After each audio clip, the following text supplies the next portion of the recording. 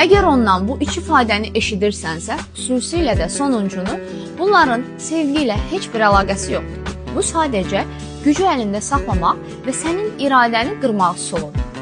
Əgər vaxtında dayanmasan, o səndən bütün gücünü elə soracaq ki, hətta psixoloqun belə sənin özünə inamını qaytarması asan olmayacaq. Birinci ifadə, sən məni bu hala saldın.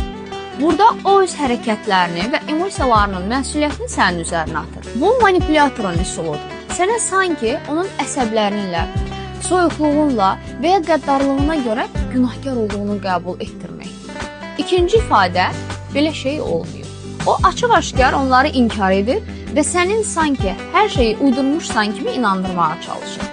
Bu psixoloji təzyiq formasıdır. Sən artıq öz hisslərini və hətta yaşadığın faktlarla belə şübhə altında qalmış olursan. Üçüncü ifadə isə sən özün hər şeydə günahkarsan. Bu sadəcə oyun deyil. Artıq şəxsiyyətin tamamilə sındırılmasıdır. Daimi günahkarlıq hissi səndə inamını, iradəni və öz istədiyin kimi yaşamaq istəyini əlindən alır. Sən artıq onun qaydaları ilə mövcud olmağa başlayırsan, əlavə bir söz deməkdə belə qorxursan. Unutma, belə bir insan dəyişmir. Bu sözlər onun idarə etmə alətidir, təsadüfi deyil. Onu düzəltməyə çalışma, özünü düşün.